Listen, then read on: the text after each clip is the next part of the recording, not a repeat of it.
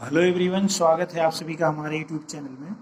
इस वीडियो में हम आज आप सभी को दो अज्ञात राशि वाले रैखिक समीकरण पर आधारित प्रश्न को हल करना सिखाएंगे। यहाँ पर देखिए, हमारा पहला सवाल है 17 पेंसिल तथा 14 कलम का मूल्य 164 रुपये और 14 पेंसिल तथा 17 कलम का मूल्य 146 रुपये है। तो एक पेंसिल और एक कलम का मूल्य बताइए। तो अगर ऐसे सवाल दिए गए हों जिसमें यहाँ देखिए, पहले कंडीशन में दिया है 17 पेंसिल 14 कलम, दूसरे में दिया है 14 पेंसिल 17 कलम। तो यहाँ पर 14 पेंसिल है, यहाँ 17 पेंसिल, यहाँ 14, यहाँ 14 कलम है, यहाँ 17 कलम है। तो इस तरीके से इंटरचेंज हुआ है दोनों शर्तों में। तो ऐसे सवालों को सॉल्व करने के लिए हम मान लेते हैं, पहले हम समीकरण बनाएंगे। एक पेंसिल का मूल्य x रुपया, तो 17 पेंसिल का मूल्य 17x हो जाएगा, 17x। यहाँ ये 17 है, धन 14 कलम का मूल्य 14y। हम एक कलम का मूल्य y मानेंगे, तो 14 कलम का मूल्य हो जाएगा 14y, बराबर ये हो जाएगा 164। ये पहला समीकरण बन गया, पहली शर्त से पहला समीकरण। अब आइए दूसरा समीकरण देखते हैं। ये दूसरा समीकरण हमारा है 14 पेंसिल तथा 17 कलम का मूल्य 146 रुपया। तो यहाँ हम लिखेंगे 14x धन 17y बराबर 146। तो ये दो समीकरण हमारे बन गए, ये पहला है और ये दूसरा है। तो इस टाइप के अगर समीकरण दिए गए हों और इनको हल करना है, तो अगर हम विलोपन विधि इसमें अपनाएंगे, यानी 14 से पहले में गुणा करेंगे और दूसरे में 17 से गुणा करेंगे, तो थोड़ा लंबा हो जाएगा। तो ऐसे सवालों को सॉल्व करने के लिए इसमें पहले समीकरण में जो x का गुणांक है, दूसरे समीकरण में y का गुणांक हो, और पहले समीकरण में जो y का गुणांक है, दूसरे समीकरण में x का गुणांक है, उसको सॉल्व करने के लिए सबसे पहले इनको जोड़ेंगे और फिर इसको हम घटाएंगे। तो यहाँ लिखेंगे समीकरण 1 धन 2, यानी 1 धन 2 से क्या होगा, जोड़ लीजिए। तो 17 और 14 x, तो 17 10 27 4, यहाँ 31x हो जाएगा धन, और ये भी 31y हो जाएगा, बराबर 6 4 10 हो जाएगा, और 6 4 10, 6 4 10, 1 11, और 1 1 2 1 3 हो जाएगा, 310। अब यहाँ हम 31 से भाग दे देंगे, तो ये हमारा हो जाएगा x प्लस y बराबर 10 आ जाएगा। ये हमारा तीसरा समीकरण बन गया। अब उसी तरीके से हम समीकरण 1 में से 2 को घटाएंगे।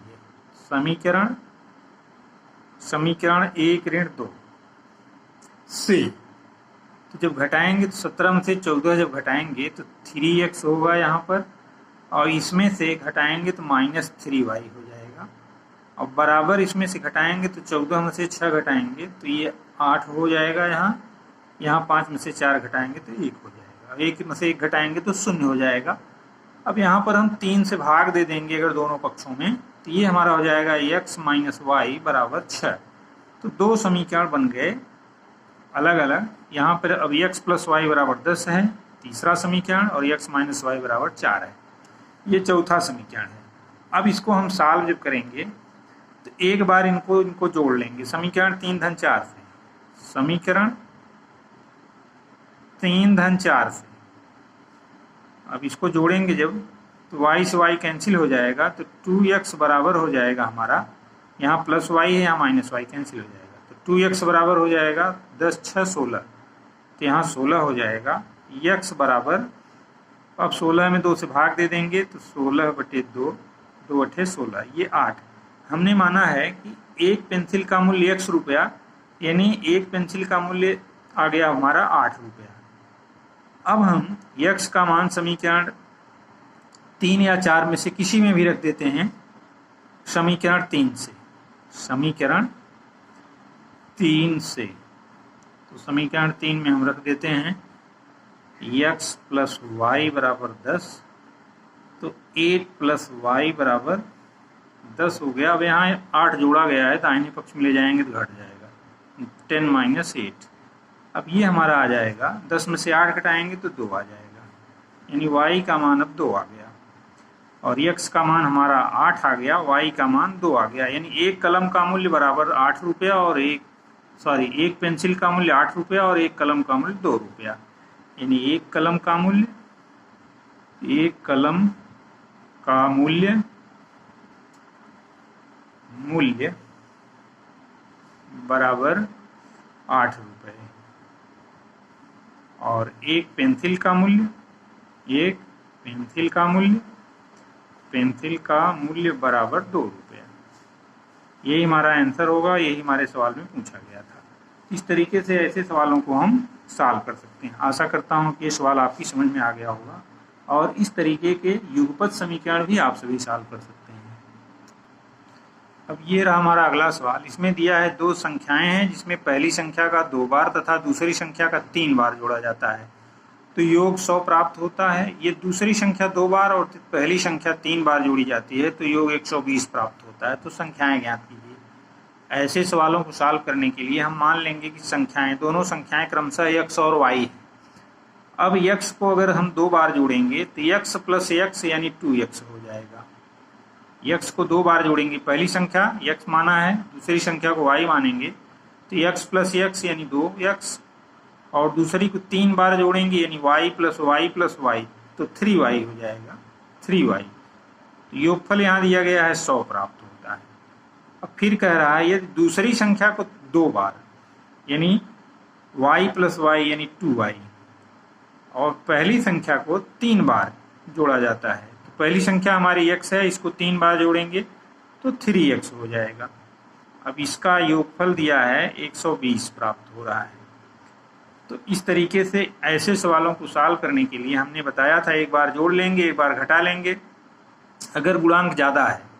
लेकिन अगर गुणांक छोटा है, यहाँ पर देख रहे हैं x का गुणांक 2 है और यहाँ पर x का गुणांक 3 है, तो हम इसको विलोपन विधि से सॉल्व कर सकते हैं। तो ये समीकरण 1 है और ये समीकरण 2 है। तो समीकरण 1 में 3 से गुणा कर देंगे, 2 में 2 से गुणा कर देंगे। तो यहाँ लिखेंगे समीकरण 1 गुणे 3। तो आइए गुणा करते हैं। तो 3 दूनी 6x धन 3 तिहाई 9y बराबर 300 हो जाएगा, 300। अब समीकरण 2 में हम 2 से गुणा करेंगे।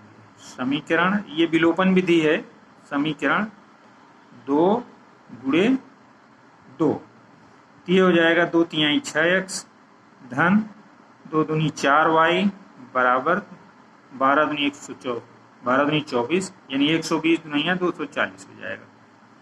तो अब हम इसमें से इसको घटाएंगे, तो जब घटाएंगे तो यहाँ माइनस हो जाएगा, यहाँ माइनस हो जाएगा, यहाँ भी माइनस, ये कैंसिल हो जाएगा। 9 में से 4y घट जाएगा तो 5y बराबर हो जाएगा हमारा यहाँ 60 आ जाएगा। 0 10 में से 4 गए 6, 2 में से 2 घटाएंगे 0, यानी y का मान अब हमारा आ गया। 5 से भाग दे देंगे तो ये हमारा हो जाएगा 60/5 यानी ये आ गया 12, y का मान 12 आ गया। अब इस y के मान को हम समीकरण 1 में रख देते हैं तो x का मान निकल आएगा हमारी पहली संख्या, यानी दूसरी संख्या हमारी मालूम हो गई। तो अब यहाँ पर हम समीकरण लिखेंगे, समीकरण 1 से यानी हम y का मान 12 यहाँ रख देंगे तो 2x प्लस 3 × 12, y का मान यहाँ 12 रखेंगे तो ये हमारा हो गया 100। तो 2x बराबर 12 तिहाई 36 हो जाएगा, 12 तिहाई 36 बराबर 100 हो गया।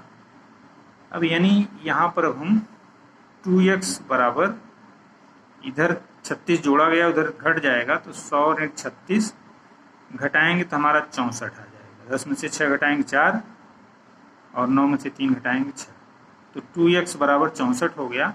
अब यहाँ x के साथ 2 का गुणा किया गया, इधर भाग हो जाएगा तो x बराबर हमारा हो जाएगा 64 में 2 से भाग दे देंगे, 2 तिहाई 6, 2 दूनी 4 32, यानी पहली संख्या हमारी आ गई 32 और दूसरी संख्या 12 आ गई। तो यानी x बराबर 12, 32, पहली संख्या 32 और दूसरी संख्या y बराबर 12, यही हमारा आंसर होगा। तो इस तरीके से जो भी सवाल दिए जाएं, अगर शर्तें दी गई हैं तो उनको हम समीकरण के रूप में परिवर्तित करके उनको सॉल्व कर सकते हैं। आशा करता हूं कि ये दोनों सवाल आपकी समझ में आ गए होंगे। तो इस तरीके से अगर वीडियो अच्छा लगे तो इसको लाइक और शेयर करें। चैनल पर नया हो तो प्लीज़ चैनल को सब्सक्राइब करें। मिलते हैं इसी तरीके के सवालों के साथ, तब तक के लिए धन्यवाद।